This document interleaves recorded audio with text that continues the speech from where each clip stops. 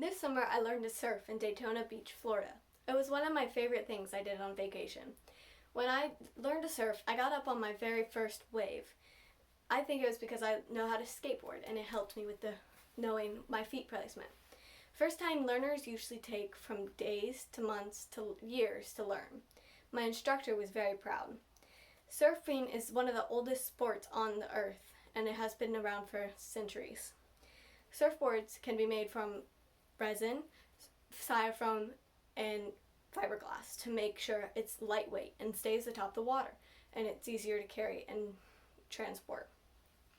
There are 5 main types of surfboards. They are shortboard, fish, funboard, longboard, and gun. The boards differ in many different ways.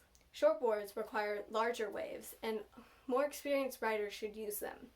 They are faster than other boards because of their smaller size. Fish surfboards have an indentation in the tail, making it easier for it to catch small waves. The name fish comes from how the board looks like a fish. Fun boards are meant to be easier for beginners to learn and ride on.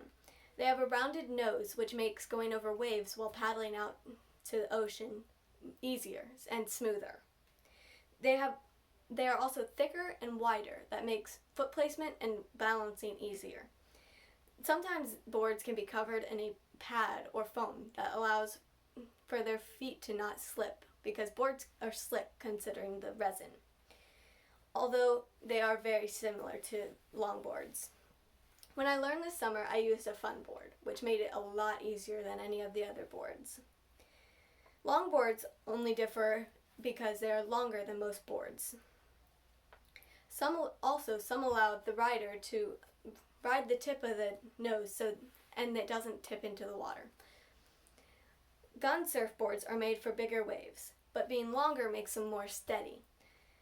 And they don't wobble like shorter surfboards would because they don't have the surface area to keep it steady.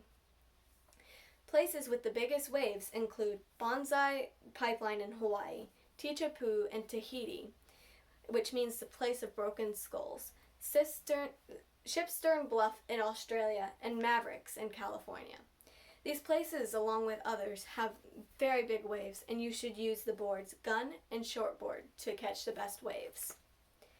Some of the best places for beginners to learn because of their smaller waves are Waikiki in Hawaii, Surfers Point in Barbados, and Cocoa Beach in Florida, to name a few. To ride those smaller waves, fish, longboard, and funboard are the best to be used. There are many surfing competitions held all over the world, and many professional surfers participate in them. To become a professional surfer, you must be talented, in shape, be good with people, and like competition.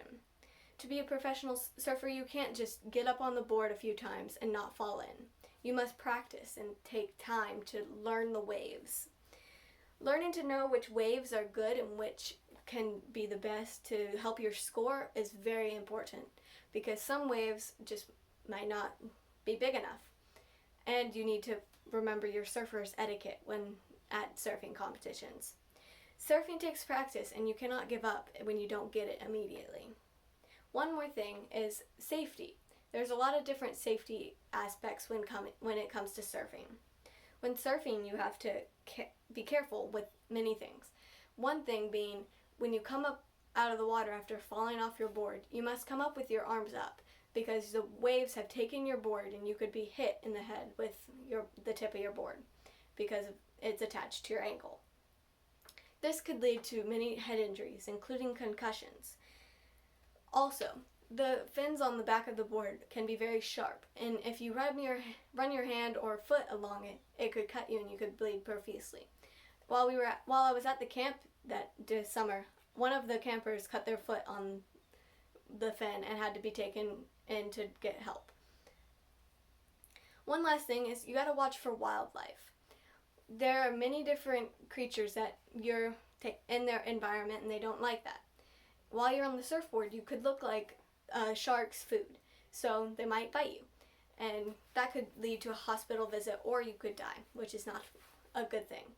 Another thing, if you fall off, a jellyfish could sting you. While I was at the same camp, a girl got stung by a jellyfish and had to be taken inside.